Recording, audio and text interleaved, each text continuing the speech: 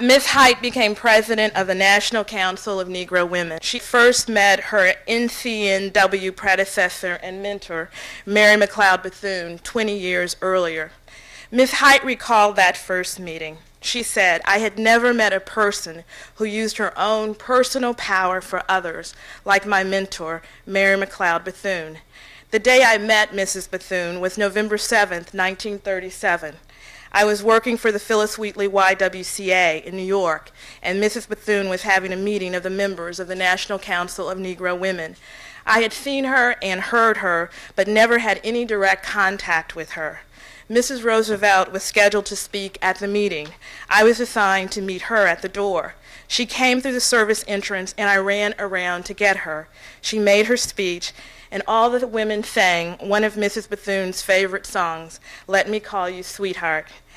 As I was about to leave, Mrs. Bethune stopped me and asked me my name and said, 'Come back, we need you.' I knew Mrs. Bethune for the rest of my life." As president of the National Council of Negro Women, Ms. Height quickly became a leader in the civil rights struggle. The NCNW held voter education and registration drives and raised money to support the young people who were active in the Student Nonviolent Coordinating Committee. Over the past 30 years, the National Council of Negro Women has remained vital and creative, guaranteeing its support and advocacy for African American women here and all over the world. President Clinton awarded Ms. Height the Presidential Medal of Freedom for her service to country and community. Tonight I have told you very little about Dorothy Irene Height. It is hard to consider all she has done and all she will do and still think of her as one of us mere mortals. To those who thrive in her wake, Ms. Height is a person of regal stature. To me, in the ancient sense, she is indeed a queen. The Old Testament story of Esther has always been a real practical guide for me. It's a handbook of action where praying and planning and developing a strategy actually pays off.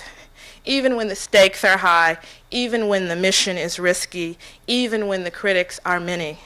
When I read Esther's story now, I think of Ms. Height, made a queen by a foreign king because her beauty and character had won his heart.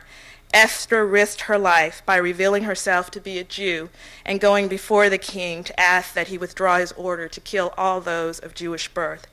She boldly saves her people, but Esther's bravery is supplemented by cool calculation. She knows that courage coupled with vision and a good implementation strategy is bound to be successful. And she's got position, she's got a form, she's got a platform. After all, she is the queen. Esther knows the cost of her action. Her life is at stake. She sets priorities and places the interests of others above her own, and then moves boldly forth. Esther could have risked little and saved her own life and that of Mordecai, her stepfather. Instead, she understood that her life had a fixed purpose. Esther traveled to the palace for a reason. God had placed Esther in her position for such a time as this. Like Esther, Ms. Height knows how to use position. Like Esther, Ms. Height seizes the opportune moment, and if there isn't one, she makes one.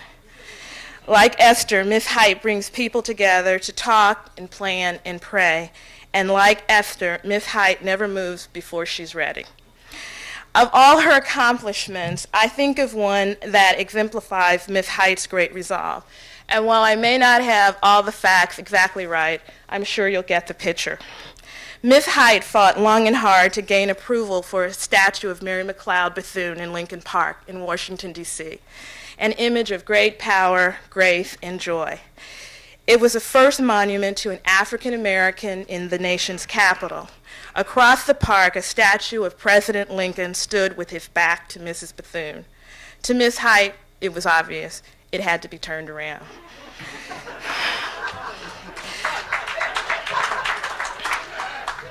Mr. Lincoln must not have his back to Mrs. Bethune. Now, erecting a sculpture of an African American woman was one thing, but uprooting Mr. Lincoln and reversing his field of view was quite another.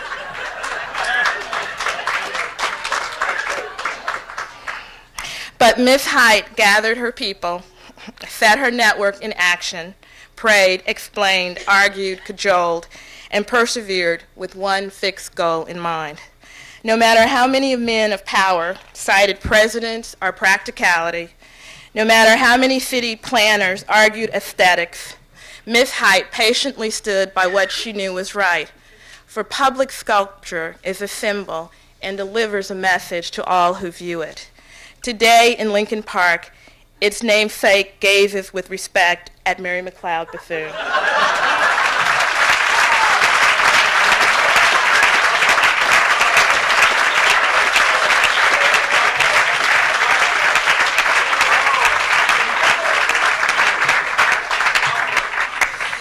Tonight, we honor a woman who turned statues around.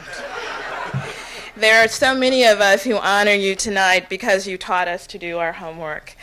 You have our commitment that we will work with you on all that is left to do for our children, our communities, and our country.